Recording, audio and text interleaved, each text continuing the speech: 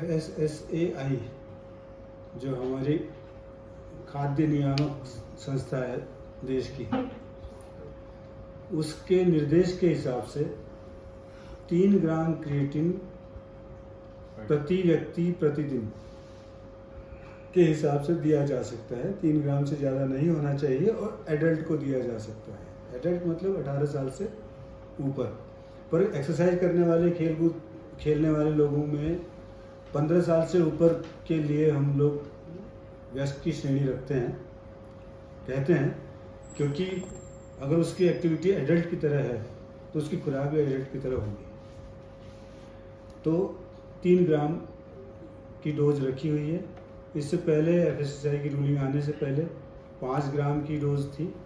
वो जो sports organisations थे या न्यूट्रास्यूटिकल प्रोडक्शन करने वाले लोग जो इन्फॉर्मेशन देते थे, वो कहते थे कि 5 ग्राम पर डे आप इसको ले सकते हैं।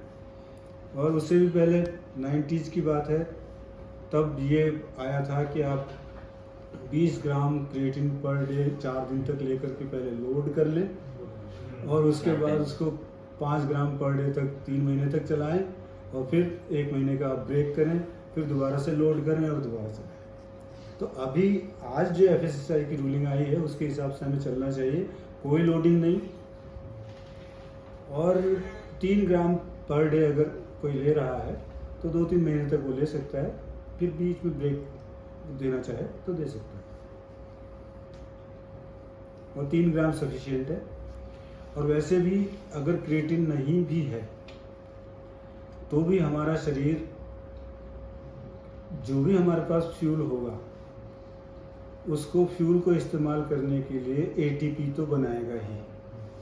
और क्रिएटिन भी ATP बनाने के लिए एक फॉस्फेट ही है। जो क्रिएटिन हम लोग खाते हैं, उस क्रिएटिन को हमारा शरीर पहले क्रिएटिन फॉस्फेट में कन्वर्ट करता है और फिर वो सेल के पास मौजूद हो जाता है।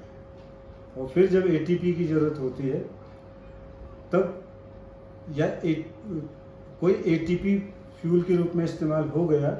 ATP फ्यूल के रूप में इस्तेमाल होने के बाद क्या होता है कि ATP का मतलब है एडिनोसाइन ट्राइफॉस्फेट। वो जब फ्यूल के रूप में इस्तेमाल होता है तो उसमें से एक फॉस्फेट कम हो जाता है और वो ADP हो जाता है, एडिनोसाइन डाइफॉस्फेट। तो एडिनोसाइन डाइफॉस्फेट जो मौजूद है उसमें क्रिएटिन फॉस्फेट जाकर के एक फॉस्फेट मिल जाता है, वो ATP बना देता है, यूटिलाइज हो जाता है। तो जो भी क्रिएटिन हम खाते हैं उसको शरीर क्रिएटिन फॉस्फेट के रूप में रखता है। और जब हम एक्सरसाइज करते हैं या कोई भारी काम करते हैं तो वो खर्च कर लेता है शरीर। और अगर क्रिएटिन नहीं भी खाते हैं तो भी शरीर ATP बनाएगा ही, चाहे हमने कार्ब खाया हो, चाहे वो एनर्जी फ्यूल कहीं से भी आया हो, उसको शरीर ATP बनाएगा। तो इसलिए क्रिएटिन पर डिपेंडेंसी की भी इतनी कोई ज़रूरत नहीं है, क्योंकि शरीर के पास बहुत सारे संसाधन होते हैं। और अब तो न्यूट्रिएंट्स और न्यूट्रास्यूटिकल्स में बहुत सारी रेंज भी आ गई है कि वो हम एक्सरसाइज करने के बाद जो बाई प्रोडक्ट हमारे सेल के बाहर छूट जाता है, लैक्टिक एसिड, उसको भी हमारा शरीर रिसाइकिल करके दोबारा ATP में कन्वर्ट कर सकता है। इस तरह के सप्लीमेंट आ गए हैं जिसको हम प्री वर्कआउट के रूप में लेते हैं। वो यही काम करते हैं कि एनर्जी पूल बनाने में मददगार होते हैं। वो चाहे वो बाई प्रोडक्ट से हो और चाहे वेस्ट प्रोडक्ट से हो, ATP यूज़ होने के बाद जो लैक्टिक एसिड बनता है उससे रिसाइकिल हो जाता है। सर ट्रेडमिल पे 45